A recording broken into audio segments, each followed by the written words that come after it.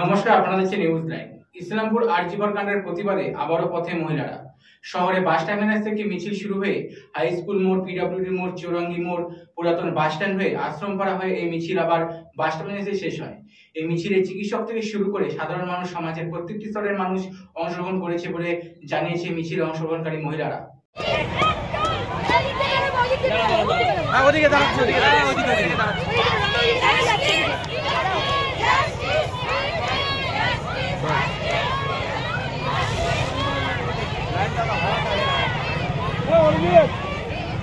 সামনে দাঁড়ানো মানে পিছনেই ছিলাম তো আমি।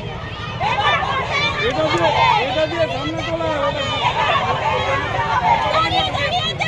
আরে এটা দিয়ে এখানে এখানে আশ্রমপাড়া মোড়টার ওখানে।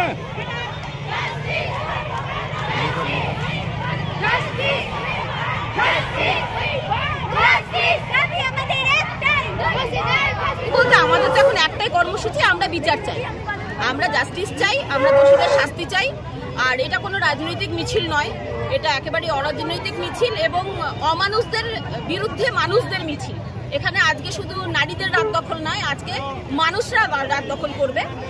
আজকে নারী, পুরুষ, শিশু, কিশোর নির্বিশেষে এই মিছিল আমাদের এখান থেকে বেরেই হয়ে হাসপাতাল দিয়ে আমাদের ঘুরে আসার এটাই প্ল্যানিং রয়েছে।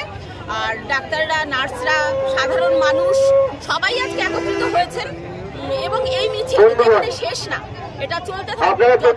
আমাদের আমরা জাস্টিস পাচ্ছি, দোষীদের শাস্তি হচ্ছে, আমরা প্রতিবাদে নামবো। আন্দোলন নয়। আমার নাম মাধবী বিশ্বাস।